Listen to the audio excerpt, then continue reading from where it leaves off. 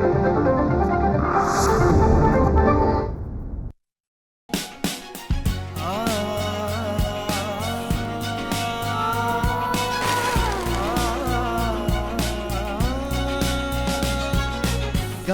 गोष्टी ज्ञान ध्यान करते तळक बुद्धी, सकाळी सकाळी होते तन मनाची समृद्धी. योगा व्यायाम खान पान आणि त्यासोबत good morning Sahyadri, good morning Sahyadri, good morning Sahyadri.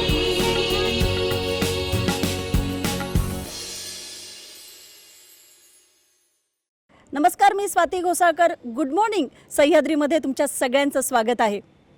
या कार्यक्रमात आपण क्रीडा, कला आणि मनोरंजन क्षेत्रातल्या वेगवेगळ्या घडामोडी जाणून घेणार आहोत.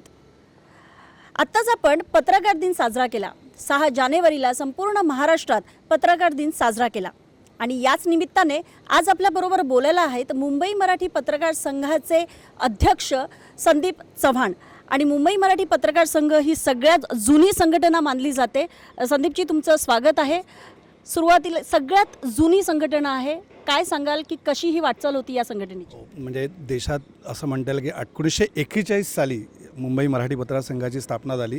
स्वातंत्र्यपूर्व काळामध्ये मुंबईतले जे मराठी पत्रकार होते या सगळ्यांना एकत्र आणण्याची, किंवा मुंबईच नव्हे तर महाराष्ट्रातल्या पत्रकारांना एका छत्राखाली आणण्याचं काम जे आहे या मुंबई मराठी पत्रकार संघाने केलं. आणि एक वैभवशाली परंपरा जी आहे ती मुंबई मराठी पत्रकार संघ पुढे नेत आहेत. आणि विविध उपक्रम जे आहेत मुंबई मराठी पत्रकार संघाच्या माध्यमातून राबवले जातात. मराठी भाषा, मराठी पत्रकार याच्यासाठी वेगवेगळे उपक्रम तर केले जातातच, परंतु एकूणच महाराष्ट्रातलं जे सांस्कृतिक कल्चर आहे, सांस्कृतिक ज्याला आपण म्हणतो वैभव आहे, ते जपण्याचं कामसुद्धा मुंबई मराठी पत्रकार संघाच्या माध्यमातून केले जात आहे. आणि मला सांगायला आनंद वाटेल की 1941 पासून आजवर मुंबई मराठी पत्रकार संघाचा देदीप्यमान इतिहास पाहिला तर अध्यक्ष म्हणून मला हा यांचा वसा पुढे नेण्यामध्ये ज्याला म्हणता येईल एक अभिमानाची गोष्ट आहे. आणि अनेक घडामोडी, अनेक उपक्रम आपण या पत्रकार संघाच्या माध्यमातून राबवतो आहे, जेणेकरून मुंबईतले जे मराठी पत्रकार आहेत त्यांना एक नवं व्यासपीठ मिळू शकेल. जवळपास 84 वर्ष जुनी ही संघटना आहे आणि या संघटनेमध्ये बाळासाहेब ठाकरे यांच्यापासून ते आत्ता संजय राऊत असतील, कुमार केतकर असतील, असे खासदारही या संघटनेचे सदस्य आहेत. तर याबाबत तुम्ही काय म्हणाल की पत्रकार आणि नेते हे एकत्र या व्यासपीठाखाली आहेत, काय सांगाल? हे सगळे राजकीय नेते असले तरी त्यांची मूळ पार्श्वभूमी ही पत्रकारांचीच आहेत. मग ते हिंदू हृदय सम्राट बाळासाहेब ठाकरे असतील, कुमार केतकर असतील, संजय राऊत असतील, या सगळ्यांच्या लेखणी ज्या आहेत त्या आधी लोकांच्या हृदयापर्यंत पोहोचलेल्या आहेत आणि मग त्यांना राजकीय एक अधिष्ठान मिळालेलं आहे. परंतु जसं तू म्हणालेस की देशातली ही सगळ्यात जुनी संघटना आहे आणि आजवर मुंबई मराठी पत्रकार संघाने केवळ महाराष्ट्रात नव्हे तर देशाच्या पत्रकारितेला सुद्धा एक दिशा देण्याचा प्रयत्न केलेला आहे आणि तो वसा आजही आमची ही नवी पिढी जी आहे ती राबवत आहे. म्हणजे मला सांगायला आवडेल की देशामध्ये मुंबई मराठी पत्रकार संघटना ही पहिली संघटना आहे की ज्या संघटने आपल्या सदस्यांना, म्हणजे आमच्या इथे 65 वर्ष पूर्ण झालेल्या जे गरजू सभासद आहेत त्यांना आम्ही पेन्शन्स देतो. दरमहा 1200 रुपये त्यांच्या खात्यात जमा होतात. म्हणजे महाराष्ट्र सरकारने जी सन्मान निधी पेन्शन योजना जी आहे ती आमच्यानंतर आणली, त्यांच्या आधी आम्ही मुंबई मराठी पत्रकार संघाने ही पेन्शन निधी पूर्ण केली. आणि मला सांगायला आवडेल की अगदी कोरोनाच्या काळात ज्यावेळी संघटनेला 1 रुपयाचा सुद्धा नफा होत नव्हता त्या काळातसुद्धा हा जो पेन्शनचा जो हप्ता होता तो दर महिन्याच्या 10 तारखेला त्यांच्या खात्यात जमा होत होता. आणि मुंबई मराठी पत्रकार संघाने अशी तरतूद केली की गेली पुढची 20 वर्ष एकही रुपया समजा संघात आला नाही तरी ही योजना जी आहे ती बंद पडणार नाही.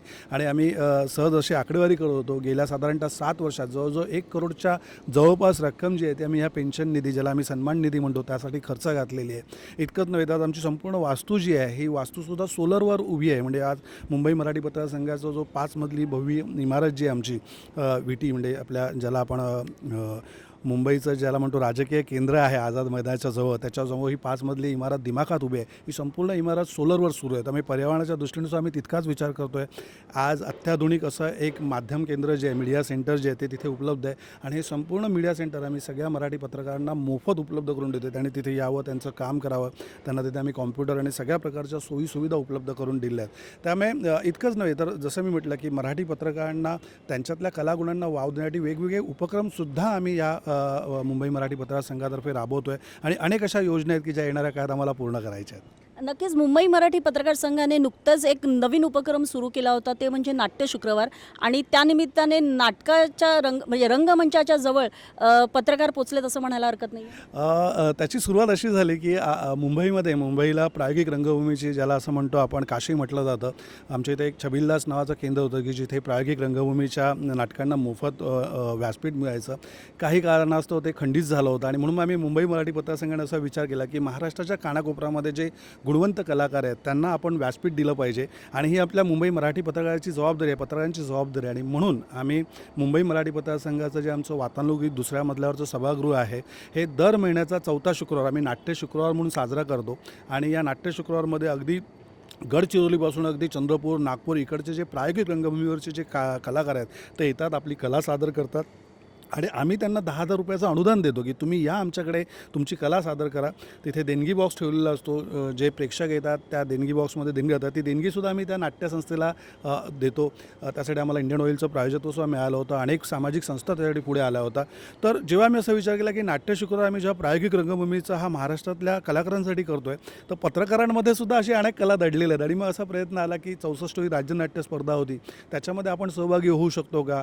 आणि मग आमचे विश्वस्त आहेत देवदास मटाले त्यांनी पुढाकार घेतला. रजनीश राणे म्हणून आमचे सदस्य आहेत त्यांनी पुढाकार घेतला. गुरुदत्त लाड त्यांनी पुढे घेतला आणि आपण स्वतः नाटकामध्ये सहभागी झाला होता. आणि एक खूप उत्तम अशी टीम जुळून आली. आणि मला सांगायला आनंद वाटेल की 84 वर्षाच्या मुंबई मराठी पत्रकार संघाच्या इतिहासात पत्रकारांनी पत्रकारांसाठी सादर केलेलं पहिलं नाटक जे आहे हे या नाट्यस्पर्धेत उतरलं आणि आम्हाला 2 पारितोषिकंसुद्धा मिळाली.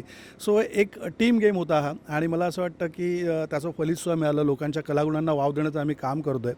पण तू नाट्यसृष्टीचा उल्लेख केला, मला स्वतः अजून एक सांगावंसं वाटेल की ज्या वेळेला मराठी भाषेचा प्रश्न आलेला आहे त्या वेळेला मुंबई मराठी पत्रकार संघ हे प्राधान्याने पुढे येऊन त्याच्यासाठी आक्रमकपणे भूमिका घेतलेली आहे. मला आठवते की अगदी दूरदर्शनवर सुद्धा मराठी भाषेला प्राधान्य म्हणून मिळावं त्या काही आम्ही 1990च्या दशकामध्ये त्यावेळी मोर्चे काढले होते आणि त्यानंतर मग सर्वत्र मराठी भाषेला न्याय मिळाला होता. आजही तसेच प्रयत्न चालू आहेत. त्यामुळे जिथे जिथे सामाजिक सांस्कृतिक गरज असेल मुंबई मराठी पत्रकार संघ प्राधान्याने तिथे पुढे उभा असेल.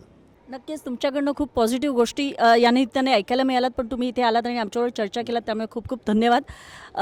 गुड मॉर्निंग सह्याद्रीमध्ये आपण आता एक ब्रेक घेणार आहोत, पण ब्रेकनंतर आपण बघणार आहोत की अमोल मुजुमदार, चंद्रकांत पंडित यांना घडवणाऱ्या DPZ म्हणजे दादर पारसी झौराष्ट्रीयन क्लबला 100 वर्ष पूर्ण झालेली आहे. तर त्यांची कशी वाटचाल आहे याकडे आपण बघणार आहोत, पण आता एक ब्रेक घेऊया.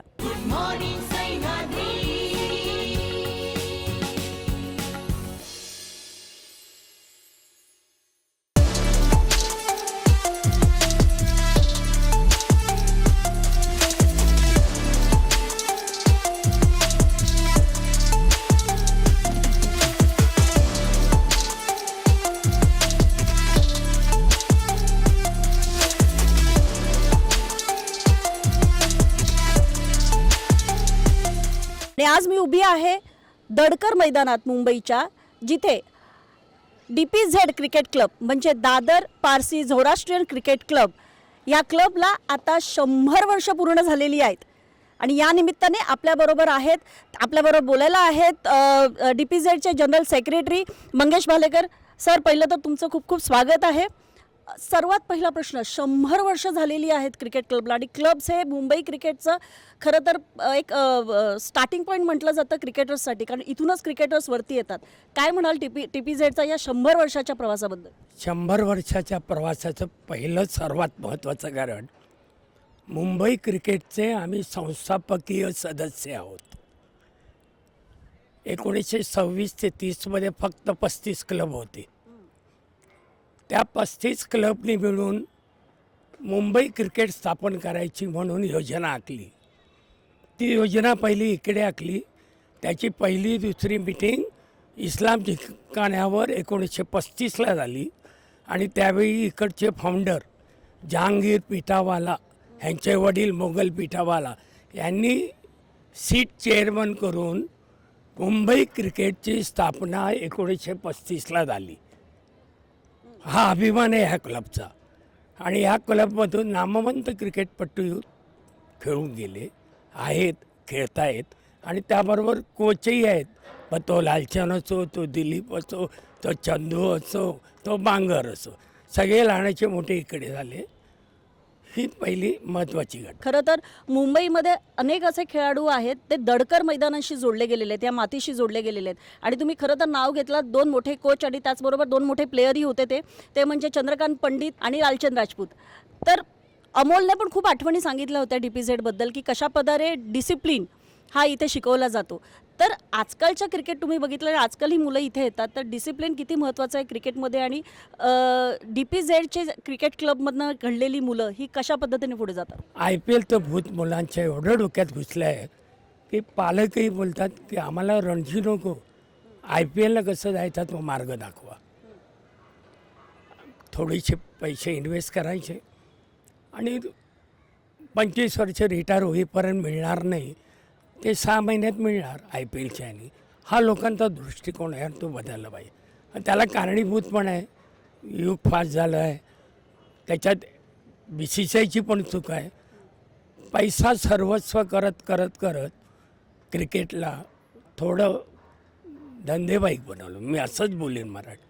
तर ते योग्य नाही. परत तो काळ येईल, चक्र आहे सुदर्शन, कधी उजव्या बाजूने घेतं, कधी डाव्या बाजूने होईल परत ती यातना. खरं क्रिकेट हे रणजी, इंडिया आणि वन डे जास्तीत जास्त 20, 10 एक खरं क्रिकेट नव्हे. नाही, तुम्ही म्हणता ते अगदी खरं आहे, कारण की एक युग जे आहे ते खूप जोरात चालू आहे. मुलांना रील्स बघायला जास्त आवडतात, मोठे पिक्चर बघण्यापेक्षा जास्त मिनटाचे. पण आपण क्रिकेटविषयी जर बोलत असू तर आता जसं मी नाव घेतलं की अमोल मुजुमदार आहे. आज अमोल मुजुमदार हा वुमन्स क्रिकेटचे कोच आहेत. आणि जसं अमोलने सांगितलं किंवा चंदू पंडितांनी इकडची आठवण सांगितली, तर मला तुमची एखादी आठवण, कारण तुमचाही DPZ बरोबरचा प्रवास हा खूप मोठा आहे, तर तुमची एक आठवण अशी की तुमच्या लक्षात राहिलेली आहे DPZ बरोबरची? सर्वात म्हणजे मी अंबलचं उदाहरण देतो. अमोल मुजुमदार वयाचा 12 वर्षी नेट प्रॅक्टिसला आला, त्याचे वडील माझ्याकडे घेऊन, आणि त्याला मी बघूनच प्रभावित झालो. आणि नरेंद्र दामाणेला ताबडतोब बोलत, सर हा उद्याची A डिव्हिजन मॅच खेळणार. आणि चंदू ऑस्ट्रेलिया टूरहून येणार होता आणि ती होती पोलीस शिल्ड.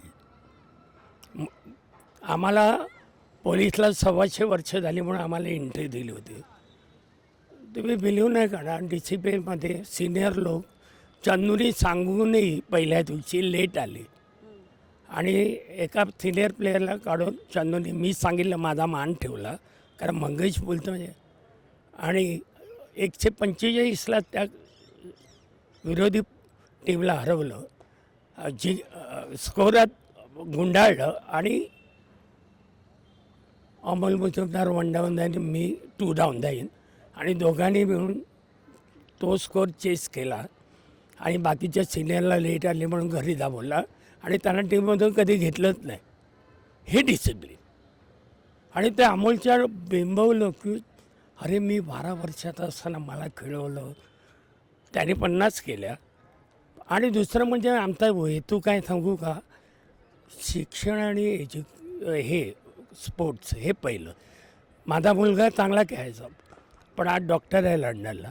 मला सगळं काय करता आलं असतं, पण बोललं हे मुरगजाळ आहे, चांगला असशील तर, पण त्याच्यासाठी वेळ नाही मला, तू कर.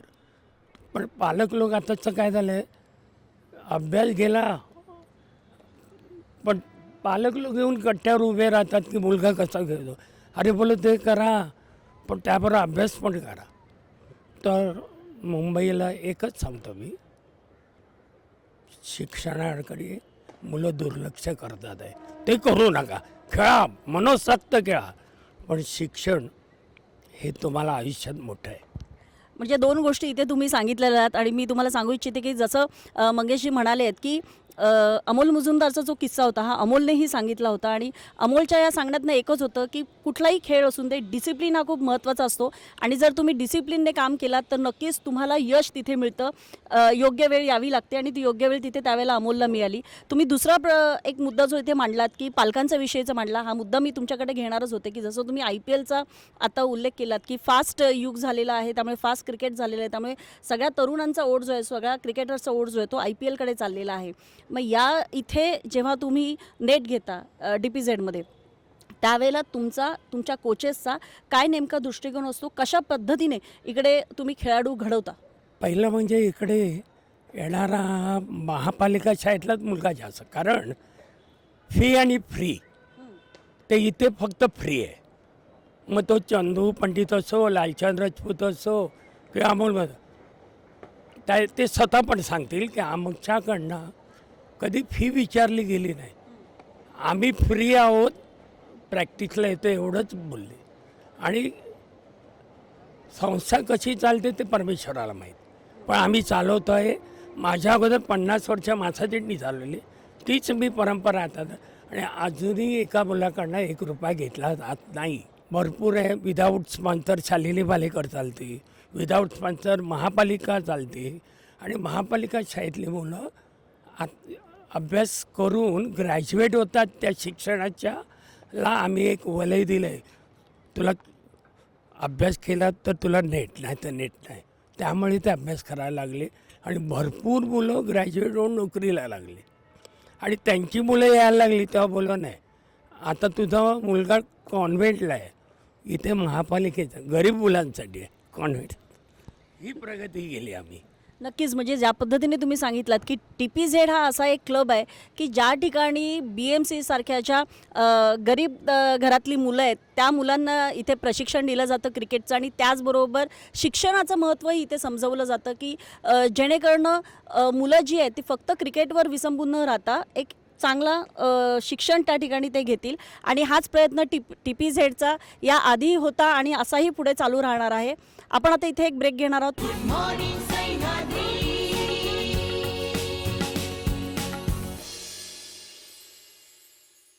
ब्रेकनंतर मी स्वाती घोसाळकर पुन्हा एकदा तुमचं स्वागत करते आहे गुड मॉर्निंग सह्याद्रीमध्ये. आता आपण जाणून घेतल्या होत्या क्रीडा विश्वातल्या घडामोडी, आणि आत्ता आपण जाणून घेणार आहोत मनोरंजन क्षेत्रात नेमकं काय घडतंय. आणि त्यासाठी आपल्याबरोबर बोलायला आहेत चित्रपट समीक्षक हर्षदा वेदपाठक. हर्षदा, स्वागत आहे तुझं. थँक्यू स्वाती.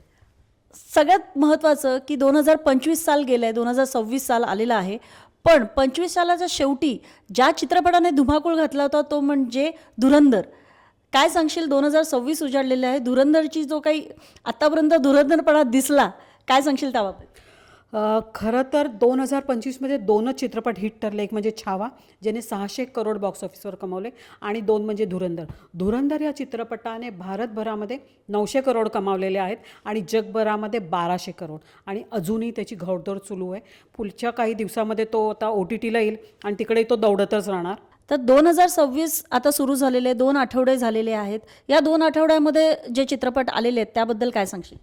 2 तारखेला 2च चित्रपट आले, अगदी 2 नंबरप्रमाणे. एक होता 21 श्रीराम राघवनचा, आणि दुसरा होता क्रांतीवीर ज्योती महाविद्यालय मराठी माध्यम.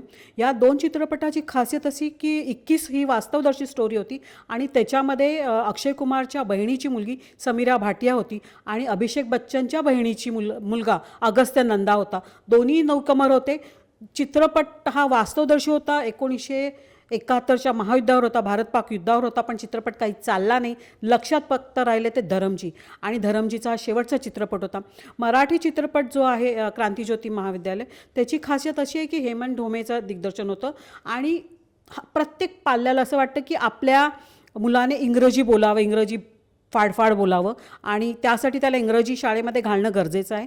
त्या दरम्यान मराठी माध्यम आणि म्युन्सिपाल्टीच्या ज्या शाळा आहेत त्यांच्यावर काय होतं, त्यांचं काय घडतं, हे कथानक आहे. या चित्रपटाने 100 करोडच्या आसपासचा पल्ला गाठलेला आहे, कारण प्रत्येक मध्यमवर्गीयाचा विषय, त्याचं बजेट, त्याचं शिक्षण, त्याचे विचार या चित्रपटामध्ये प्रेक्षकांना आकृष्ट करून गेले.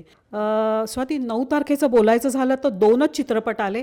एक म्हणजे राजासाहेब आणि 2 म्हणजे लालू. आणि या 2 चित्रपटाची खासियत खूप सरप्रायझिंग आहे, कारण राजासाहेब हा प्रभासचा मूळ चित्रपट होता, प्रभासचा, जो की तेलुगूमध्ये होता, आणि लालो हा जो चित्रपट आहे तो गुजरातीमध्ये होता. गुजरातीमध्ये लालो चित्रपटाने 100 करोड क्रॉस केलेत, आणि तुम्हाला सांगते कदाचित ती पहिलीच वेळ आहे जो गुजराती चित्रपट आहे तो मराठी आणि हिंदीमध्ये डबवून येतो आहे. 1. 2 म्हणजे राजासाहेबमध्ये प्रभास होता. 450 करोड चित्रपटाचं बजेट होतं, पण त्या चित्रपटाचं डिझास्टर असं झालं की बिचारा चित्रपट 50 करोड पण कमवू शकला नाही बॉक्स ऑफिसवर.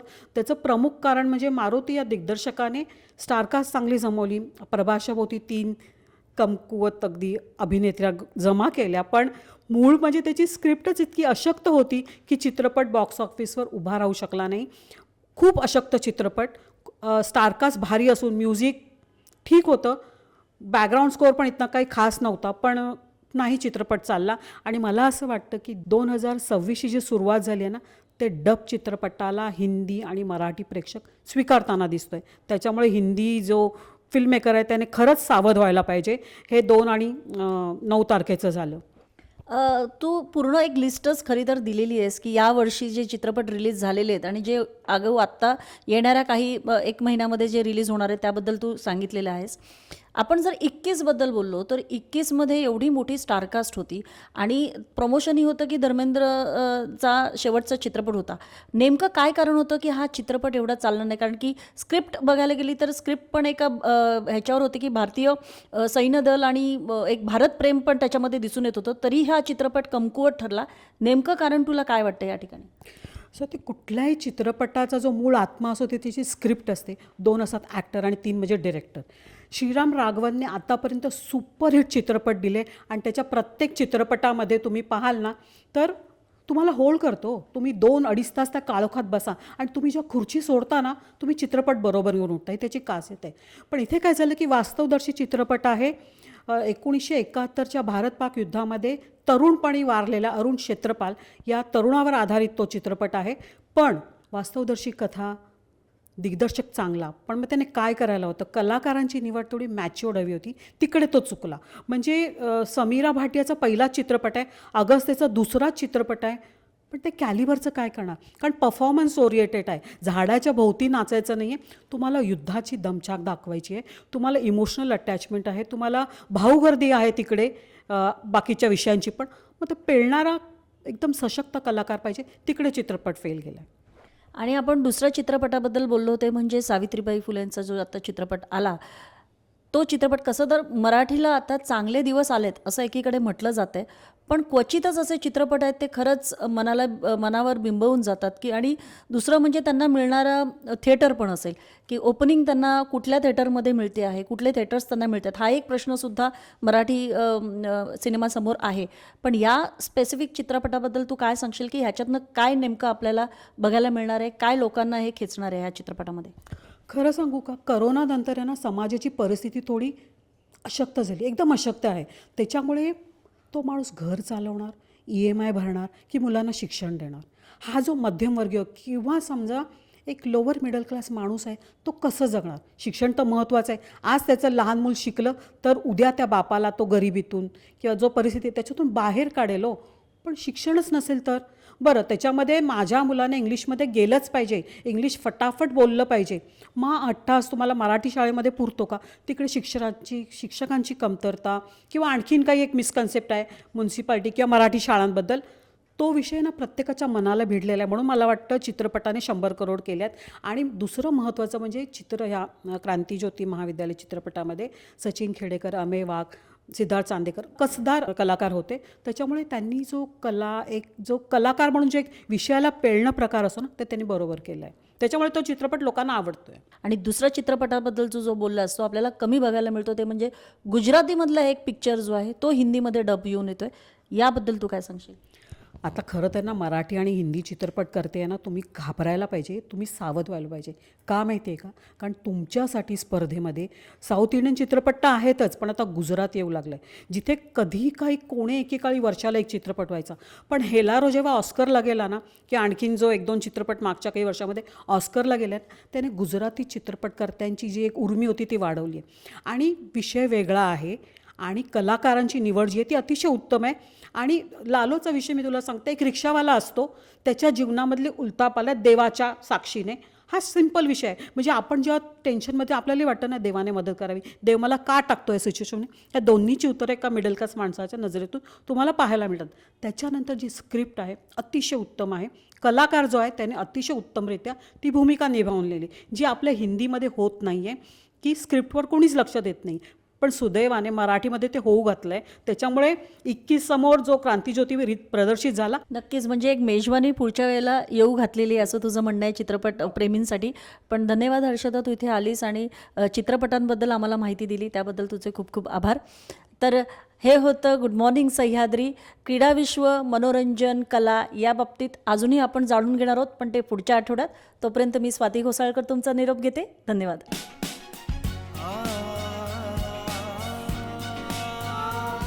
Good morning Sahyadri.